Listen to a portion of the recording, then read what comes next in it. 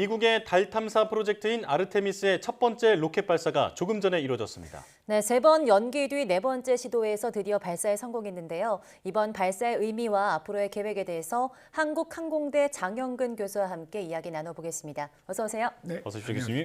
네. 자, 본격적인 질문에 앞서서 오늘 발사가 정말 우여곡절 끝에 이루어지는 거잖아요. 네. 교수님께서는 어떻게 보셨는지 소회부터 좀 듣고 싶습니다. 뭐 일단은 제가 오랜 동안 이게 발사체 옛날 나로호서부터 뭐 누리호 많은 그때마다 이렇게 TV에서 설명도 해드리고 네. 해설을 했는데 그리고 뭐 해외 발사장도 많이 다녔고요. 근데 또 이런 식으로 좀 오류가 생겨서 또 지연되고 뭐 이런 경우가 이렇게 흔치 않은 경우예요. 네. 그러니까 특히 이제 플로리다는 제가 미국에서 있을 때 실질적으로 우주왕복선 발사를 보러 갔었는데 뭐 거의 본 적이 없어요. 한 3번 정도 갔었는데 뭐 다 뭐 못 봤죠. 왜냐하면 그 정도로 이게 시간을 맞추기가 어렵다. 그러니까 기상 조건도 맞아야 되고요. 네. 근데 불행하게도 또 플로리다가 아무래도 이 해변가다 보니까 굉장히 날씨가 변덕스러워요. 네. 그러다 보니까는 뭐 저렇게 이제 자주 그런 문제들이 있고요. 또 이 발사체가 우리가 보통 좀 들으셔서 알겠지만 스페이스X의 저 일론 머스크가 운영하고 있는 팔콘 9이라는 발사체가 그거는 뭐 지금 요새 평균 일주일에 한 번씩 쏴요. 뭐 굉장히 많은 숫자로 쏘고 있죠. 네. 근데 그 정도 돼도 뭐 이렇게 막 지연되고 그러지 않고 거의 정시에 그것도 바로 그 옆에서 쏴요. 네. 그러니까 걔는 39B 패드에서 쏘고 발사장. 그러니까 A 패드, 얘는 B 패드에서. 네네네. 근데 이렇게 지금 하고 있는데도 어쨌든 간에 그 이유가 있습니다. 왜냐하면 뭐 이 지금 그 SLS 같은 경우는 완전히 이제 굉장히 초대형 발사체고요. 그러다 보니까 또 그 추진제 연료 산화제가 얘는 액체 수소 산소를 써요.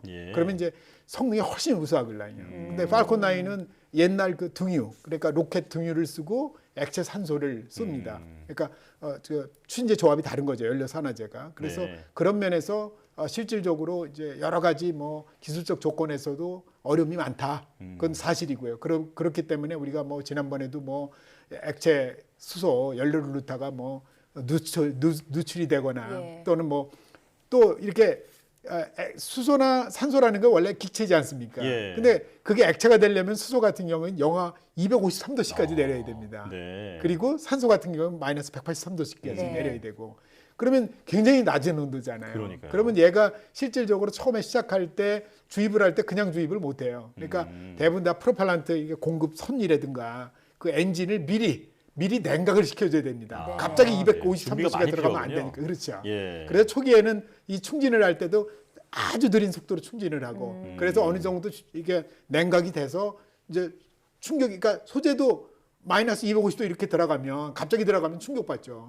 이제 그런 식으로 이제 굉장히 이제 복잡한 구조로 돼 있다. 그러다 보니까 이제 여러 가지 기술적 문제가 발생을 했었다 이렇게 보시면 되겠습니다. 네, 교수님 오늘 또 발사 이야기도 나눠봐야 될 것 같은데요. 원래 3시 4분에 발사가 예정됐다가 30분 연기가 됐고 47분쯤에 발사를 했습니다.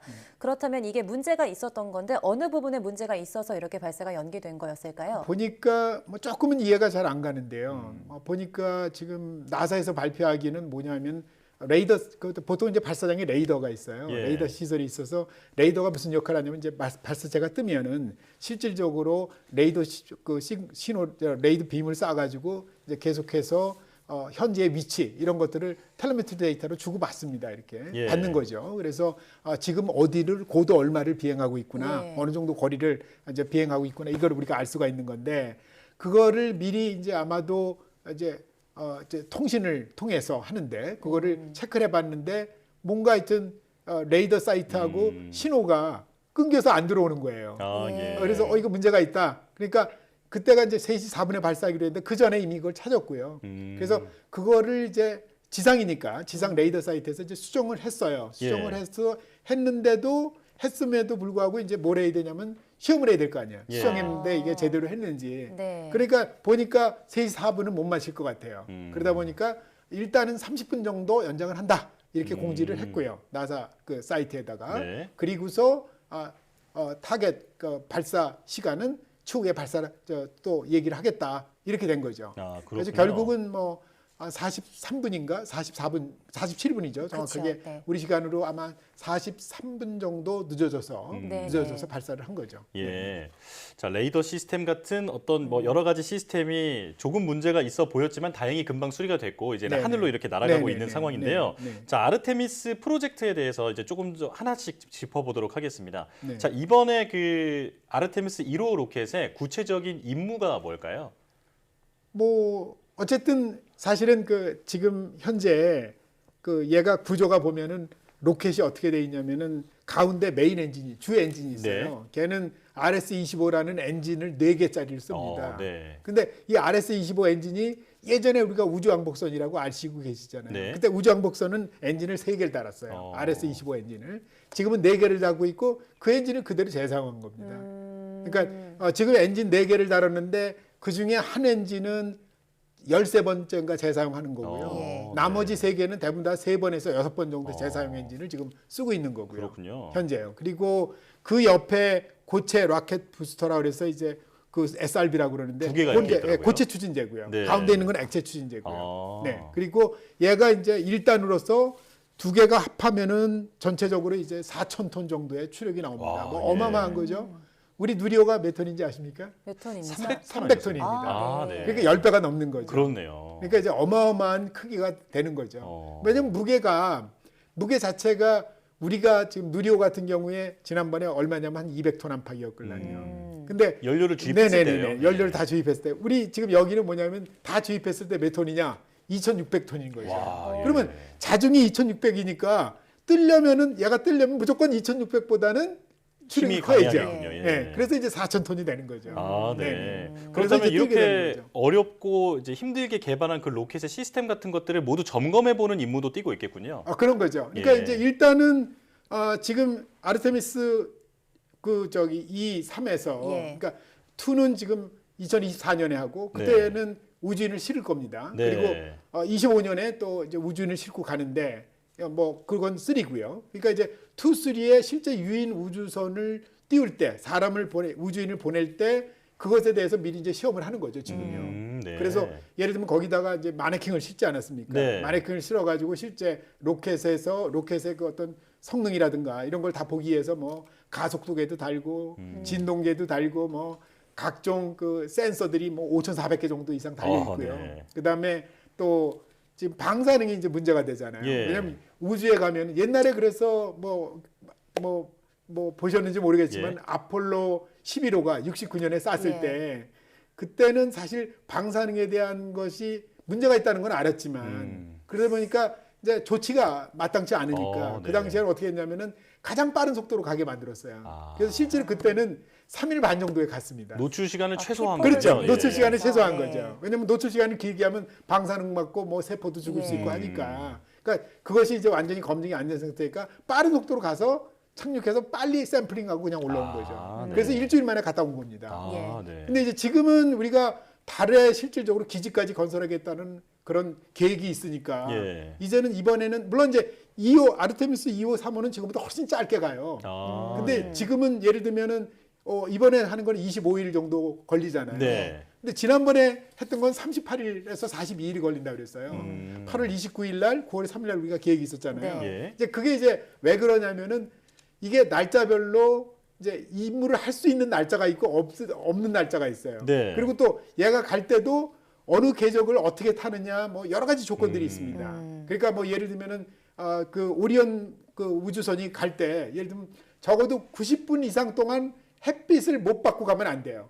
왜냐면 거기에 태양전지판을 달고서 태양전지판에서 계속 전력을 생산해내야 됩니다. 네. 전력을 생산해야 이 심우주를 가면 심우주는 우리가 절대 온도라 그러잖아요. 그러니까 실제로 뭐 심우주에 가면은 보통 마이너스 180도 이렇습니다. 아, 네. 그러면 다 얼어 죽겠죠, 우주인이. 예. 그러니까 히터를 계속 켜줘야 산단 말이야. 그러니까 90분 이상 절대로 식기간 그 햇볕에서 벗어나면 안 돼. 아, 이제 네. 그거를 맞추기 위해서 그런 시간들을 맞추다 보니까 굉장히 제한된 시간에 발사할 수밖에 없다. 이제 그게 예. 이제 런치 윈도우라는 거죠. 그렇군요. 네.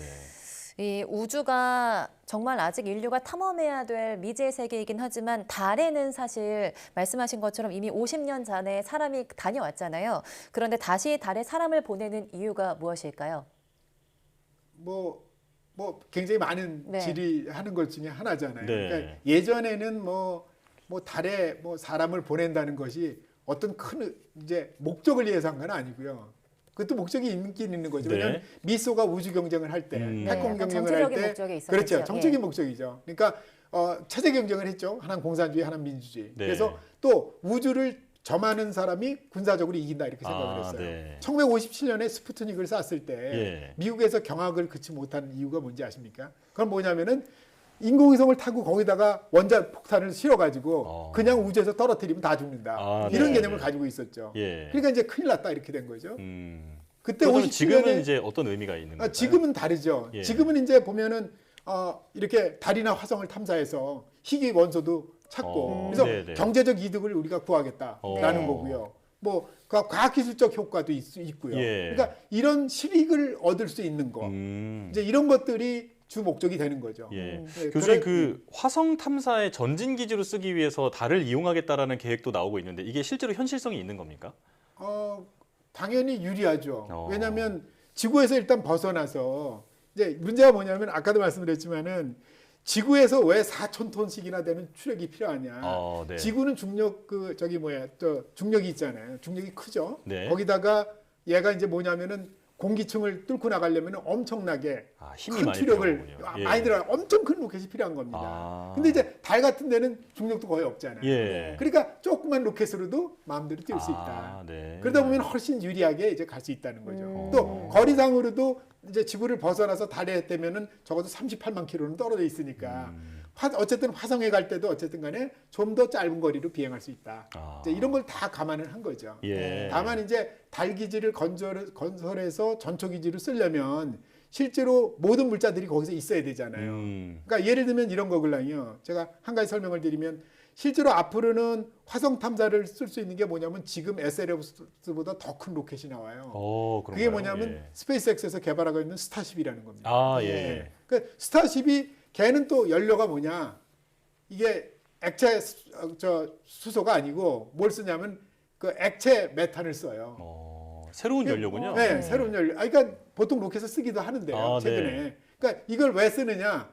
왜냐하면은 달에 메탄은 있어요. 그러니까 달에서 네. 메탄 가스를 쓰겠다. 지금 이런 얘기입니다. 그렇군요. 네, 그래서 이제 그런 거를 다 계획을 하고 있는 거죠. 네. 예. 마지막으로 아까 말씀하셨듯이 다누리도 지금 달 궤도를 순항 중인데요. 다누리 임무 중에서 아르테미스 프로그램에 도움해주는 임무가 있습니다. 이 섀도우캠 관련 임무인데요. 이 부분도 설명을 좀 부탁드립니다. 지금 우리가 그 달 착륙을 할 때 이제 하고 있는 게 지금 달 남극을 지금 착륙을 할 계획이에요. 왜냐면 달 남극은 1년이 가도 물론 이제 달의 1년이죠. 네. 햇빛이 들지 않아요.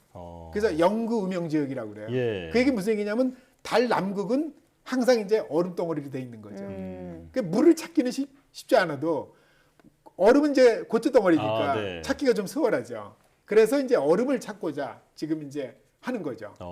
그래서 아마 이제 그게 가장 큰 목적 중에 하나가 되는 거죠. 그래서 섀도우캠이라는 게 뭐냐면 지금 우리가 했던 게 사실 섀도우캠만 있는 게 아니고 여러 나라가 또 여러 기업들이 요새 뉴스페이스라 그래서 많은 기업들이 달 탐사를 하고 있어요. 그러니까 유인은 아니죠. 유인은 돈이 워낙에 많이 들어가니까 대부분 무인 달 탐사로 궤도선이나 이제 착륙선을 보내고 있습니다. 그럼 걔네들 중에서도 벌써 우리만 있는 게 아니고 달 남극을 촬영을 해서 적절한 착륙지가 어디냐. 왜냐면 착륙을 할 때 엄청난 바위 덩어리가 있는데 착륙하면 안 되잖아. 그렇죠. 그러니까 이제 그런 걸 찾는데 섀도우캠만 아니고 적어도 10개 이상의 달 궤도선이 지금 그걸 조사하고 있습니다. 그렇군요. 네. 네. 우리나라도 이 아르테미스 협정국 중 하나라고 하죠. 어떤 역할을 할지 기대가 되고 또 다누리에 달린 섀도우캠의 역할도 많은 기대가 되는 것 같습니다. 오늘 말씀은 여기까지 듣겠습니다. 한국항공대 항공우주공학과 장영근 교수와 함께했습니다. 고맙습니다. 고맙습니다. 네, 감사합니다.